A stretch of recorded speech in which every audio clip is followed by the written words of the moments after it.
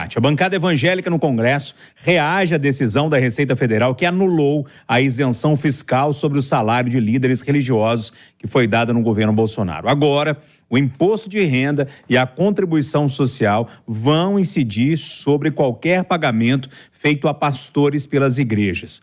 Com o benefício até então vigente, só o dinheiro pago por prestação de serviços e aulas era considerado salário, né? O que eles recebiam das igrejas, não. A ampliação da isenção de impostos a igrejas começou a valer em 2022 e, segundo a Receita, o ato foi suspenso por recomendação do Ministério Público junto ao Tribunal de Contas da União. A decisão da Receita, Eduardo, deve dificultar a aproximação, então, de Lula com os grupos evangélicos. A gente viu uma aproximação começando por causa das eleições municipais, mas isso pode barrar aí essa aproximação. Entre as coisas com as quais eu acordo preocupado todo dia, como não caluniar, não difamar, é aquela frase de alguém muito inteligente que disse mais de 50 anos atrás. O jornalista é aquele ser que fala sobre tudo sem saber de nada. Porque, na verdade, o nosso conhecimento é muito superficial. Ele está muito na margem. A gente não tem profundidade. Esse é o tipo do assunto que diz respeito à Receita Federal. N artigos, todo mundo sabe como é que é a complexidade fiscal desse país. Então, pode ter uma firula lá, outra, que vá amanhã ou depois permitir que um pastor ou um padre diga: mas você falou uma bobagem sem tamanho. Por que eu fiz esse preâmbulo? É para dizer que não é um tema que eu domino, qualquer ser domina com facilidade. Agora, o que salta aos olhos, o que está por cima, que está na borda, é que a Receita não está taxando a chamada pré-benda. O que é?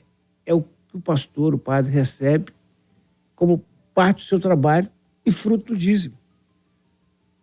O que se descobriu, e que o Ministério Público pediu, e o governo está atendendo, é que não torne a isenção uma farra do boi entre, por exemplo, distribuição de lucros do auferido nas igrejas. O que está claro para o Brasil inteiro, para o mundo inteiro, é que tem igreja que é rica demais, tem pastor que é rico demais, que anda com carro. Ontem eu vi um pastor da Assembleia de Deus, que aliás é uma igreja que eu respeito muito, por causa do pastor Anselmo. Eu vi ontem na internet, não sei nem de onde que é o pastor, um pastor da igreja, está na internet, né? A gente também vê lá, um carro de 1.300.000. Desse valor, não sei não, mas eu conheço pastor que tem carro de 500.000. Aí eu te pergunto o seguinte: se você dá a isenção de IPTU para um templo, para uma igreja, estou plenamente de acordo. Para uma chácara em que uma igreja desenvolve um trabalho de ressocialização, de recuperação de usuários de drogas, estou de acordo.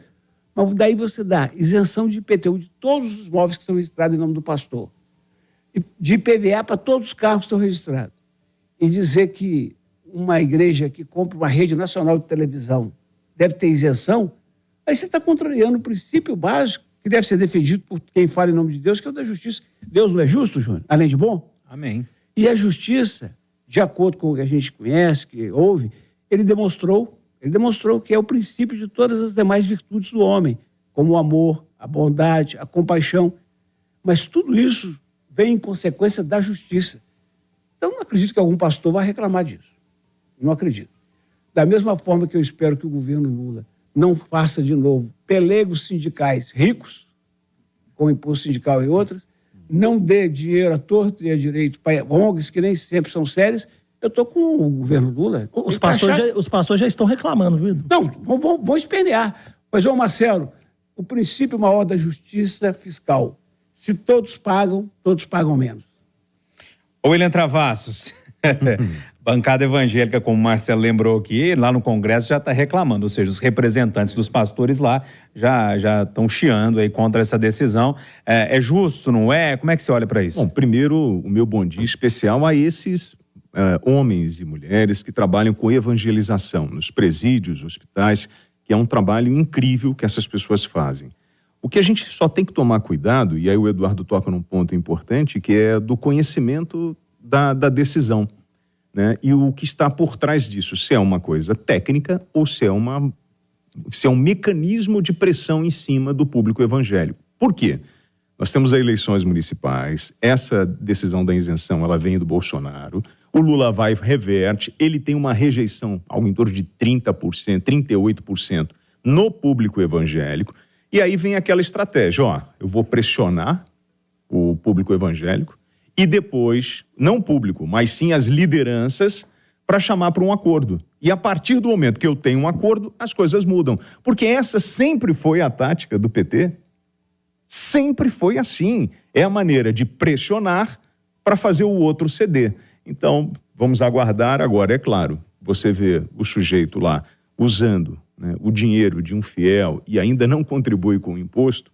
Primeiro que eu sou completamente contra esse tipo de postura, né, dessa coisa da igreja visar a grana e não o humano.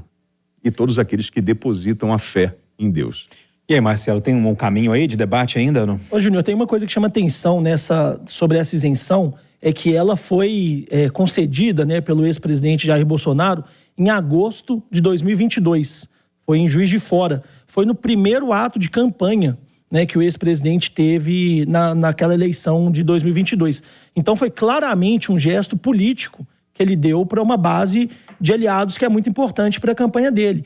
Então, sem dúvida nenhuma, ele fez isso de forma a conseguir garantir aquele apoio, né? E na eleição de 2022, os evangélicos estavam em disputa, né? O Lula tentando voltar a conseguir um certo apoio e o Bolsonaro garantindo, né, esses aliados.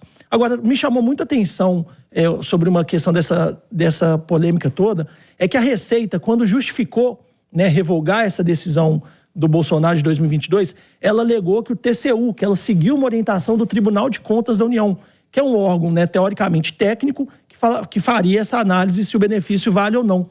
E logo depois o TCU soltou uma nota desmentindo a Receita. Ontem à tarde o TCU soltou uma nota dizendo essa posição não foi feita de forma técnica pelo TCU. O TCU ainda está discutindo isso. Então ficou um ruído. A Receita tomou essa decisão seguindo uma questão política ou realmente houve uma posição técnica? Né? Eu acho que foi uma decisão correta. Eu acho que as isenções, alguns tipos de isenções devem ser discutidas mesmo. Mas ficou parecendo que a Receita inventou uma história para justificar essa decisão.